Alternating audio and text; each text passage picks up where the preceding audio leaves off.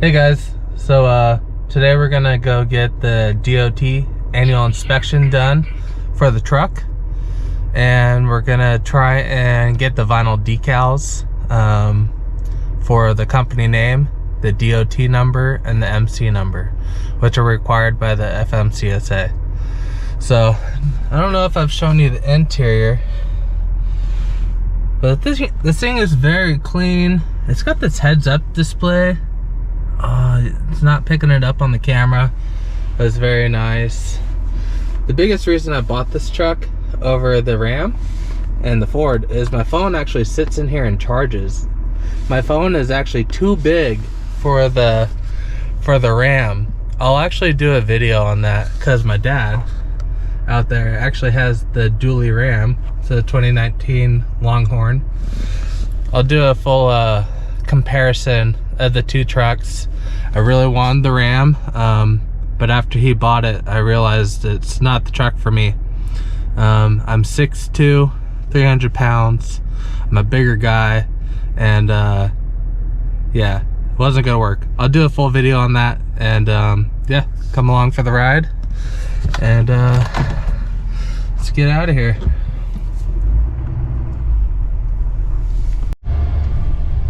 Really wanted to see while I'm driving if you guys could see the heads-up display.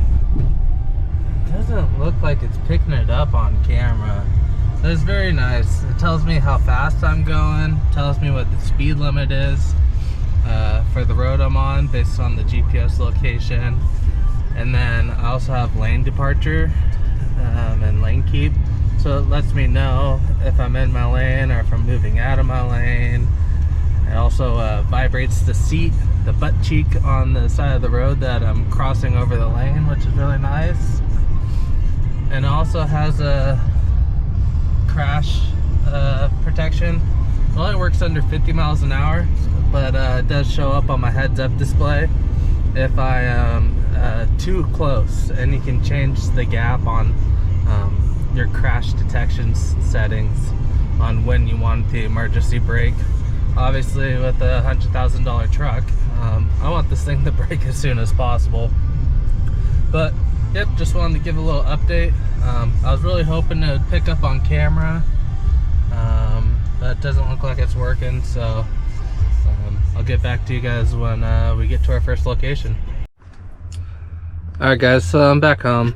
I didn't do any recording at these businesses because it was all really quick. Didn't take a lot of time, but I went to Imagecraft, talked with the guy there. He's very busy, but he told me to go to thefont.com and pick out a font and email him the name of the font that I want for my vinyl wrap, and then I gotta email him the year, make, and model of the vehicle and any important information. And then he said once I get that information over to him, it'll be about a week, and then I can come back and get that installed. I've worked with him before with a previous company. He's a real great guy, so I highly recommend it. And then I did get my inspection done. So this is a different sticker. I went to Dirk's Trucking in Lakewood. Real nice guys. I'm gonna put this in a door seal somewhere. I'm not exactly sure where, but I don't want to put it outside because it's kind of a sticker that could be tampered with. So I'll probably end up putting it, you know, back here like that, something like that, on the back door. I mean, when DOT pulls you over, I guess they're up here in the front, so maybe I'll put it right here on the passenger door. That way when I get pulled over by DOT, it's easier to show them and all that. Alright, I gotta take this phone call. Okay, so I went ahead and just put the sticker right here on in the door sill on the passenger side. And then you do get some paperwork. So make sure you keep the paperwork. or take a photocopy it or something, so you have an electronic file for your DOT audit. That always happens within your first year of starting a business with a DOT number. But you need to keep the vehicle copy. It's in the back. It's a thicker piece of paper. It's really hard.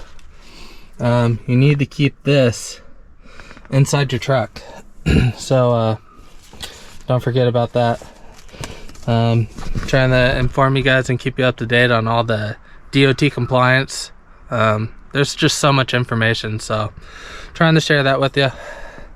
And yeah, all right, got some cleaning up to do. Another thing, guys, keep your insurance card in the truck, because if you lose your wallet and you don't have your insurance card, you're gonna get in trouble. So I'm just gonna put it in here, and of course I'll have a hard copy printed out and a binder for compliance and stuff for inspections and whatnot when you get pulled over. So yep. All right, talk to you soon. Ooh, cut that out. Hey guys, so since I'm waiting on my license plates and registration to get my IRP plates to get on the road, and also I won't have my trailer till the end of the month, I thought I'd do a little comparison of the Ram 3500 to the GMC 3500 and why I picked the GMC over the Ram. This is my dad's truck. It is lifted. It's got a 2-inch lift and aftermarket tires and stuff. But I'll show you the main hitting points on why I decided to go with the GMC. And I'm 6'2", like I'm not super tall, but I'm tall enough where there's some major issues. My head is literally, I can't even get a finger through here, touching the roof. The seat just leans forward and back. The seat's all the way down. I can't get my fingers through. So that was number one. It'd be very uncomfortable long term. Now I gotta say, this wood steering wheel is very nice, and I really do like, you know, the big gauge or instrument panel here. It is very good, but when my dad first got it, everything is touch. The AC, the radio, all that stuff is touch, and it was having a lot of issues. It wasn't responding. So on a nice hot summer day, you're trying to adjust the AC, or you know, change the radio station or turn the volume up or down, and it wasn't working. My dad had to take it back to the dealership and get a new radio installed, and now it works fine. And the interior is really nice, but the same thing even in the back seats. I mean, there's this tiny little bump right here, right over the headrest, and then this drops down like 4 inches. So there's not a lot of headroom, even in the back seat. It's very uncomfortable. I can't even wear a hat. I have to take my hat off because of this. So those are the main issues that I was having with this. That's why I didn't go with a Ram. And also, this is a 2019. They just recalled the CP4 fuel pump. And they're gonna replace it with the CP3, but they recalled it in January, and they still don't have any parts or any timeline of when they're actually gonna be able to commit to making those changes and replacing it. So that's another big issue. I didn't want to be on the road with a known issue that they currently still have, and you know, break down. It's a $100,000 truck. I want to buy a new truck and know that I'm going to be good. I'm in my seated position. I have room. I have about 3 fingers, and the seat's raised. This is just where I feel most comfortable in the seated position.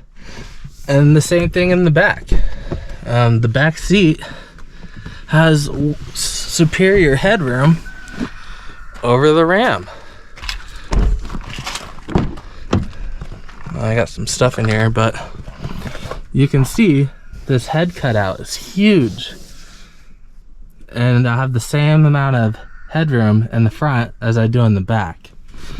And all my friends and family are tall, and so that was a deal breaker for me. I love Ram, I love the Cummins.